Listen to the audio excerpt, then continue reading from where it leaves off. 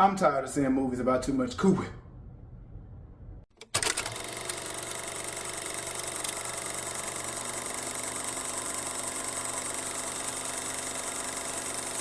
Yes, okay, I said it. I said it. As someone who loves going to the movies, walking through those overly tall and very heavy glass doors, being greeted at the ticket counter while looking down at overly high-priced candy I don't plan on paying for, the building smelling of freshly popped popcorn and butter, seeing the bright lights from movie posters reflecting off of my eyes blinding me, seeing couples walking past holding hands, holding a blanket they're probably gonna get freaky underneath in the theater, parents walking by with their badass children they're not gonna tell to be quiet during the movie, walking into the theater with my own snacks that I snuck in from Dollar Tree underneath my shirt. Ah yes, good times, good times. As you can tell by the channel, I'm a theater kid at heart. I love movie theaters more than Squidward thighs love Krabby Patties. Now, before I start, let me get into this disclaimer. I am not making this video to offend anyone by any means. I'm just simply speaking on what I'm tired of seeing at a place that I love going to, and what I and my personal opinion feel is killing the movie theaters. And I want to have a real open dialogue about it with you. Now, moving on. I wanted to come on here and talk to you about these questions that I had about the movie theater.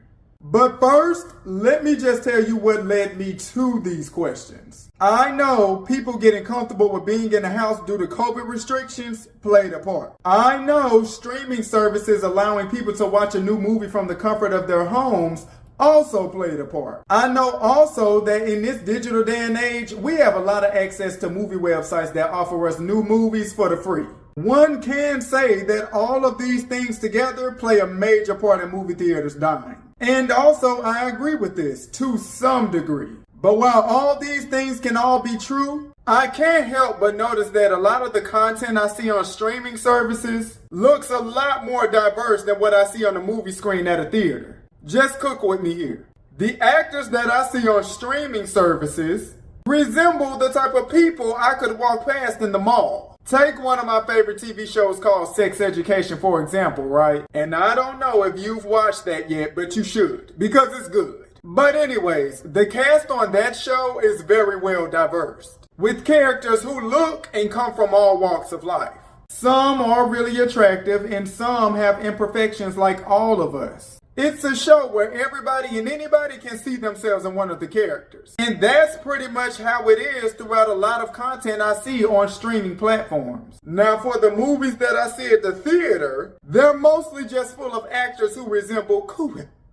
Even during the previews for another movie, it's like, coming soon to a theater near you. Dun dun dun dun! A movie that don't look like me or my friends. And I don't want to speak for you, so I'll just speak for myself. I'm no longer running to the movie theaters to watch a movie that features actors that look like too much Cool Whip. And that, my friend, is what led me to the questions. Are movies dying because no one is going to the movies anymore? Or are the movies dying because of the lack of diversity we see on the movie screens? We are currently living in a day and age where people are looking for relatability. People want to feel seen. People want to feel understood. People want to feel heard. And most importantly, people want to feel represented in other spaces and places that don't just revolve around their phone. Now look, no shade to my Cool Whip counterparts, but let's be all the way real. Everybody does not relate to a blonde hair, blue-eyed Cool Whip woman or man. And I'm sure my Cool Whip counterparts can relate to that Nutella struggles over here. Moral of what I'm saying, love, it is important that everyone see themselves somewhere from all walks of life. And I would like to see everyone's story being told across the big screen, however that story may look. Take the movie Sinners, for example, featuring Michael B. Jordan and written and directed by Ryan Coogler. What I loved the most about that movie was seeing a diverse group of actors come together to tell a fresh and new genre-bending story on the big screen. And the fact that this movie has glossed over the $100 million mark should show the entertainment industry that the movie theaters are not dying. People are looking for fresh and new content that allows them to see themselves across the big screen in whatever form that might be. Look, I don't care if you're Black, Asian, Hispanic, even European. You deserve to see yourself somewhere. Damn sure in front of a big screen. But yes, there is definitely a lack of diversity in the film industry. It's not realistic that an explosion goes off in a major city and the only group of people I see running is my co-whip counterparts. Something has got to change. And it starts with us pushing for that change that we want to see. I also want to add that the film industry needs to go back to recruiting and scouting average individuals. You know that era where recruiters from Hollywood would go to local places in a city and choose a random individual that just had the look, giving individuals a chance to become an actor or a model? I also would like more diversity in the writer's room. Younger writers deserve a chance to bring new and fresh ideas to the film industry. Cause we have stories to tell also. Cause I know you've noticed that it seems like a lot of these movies and shows seems like the younger characters are being written from the perspective of someone older, who think they can write a younger character based off what they see from their children and grandchildren. Thought. Isn't that what the young whippersnappers are saying now? Yes, the gatekeeping in the writer's room needs to stop also.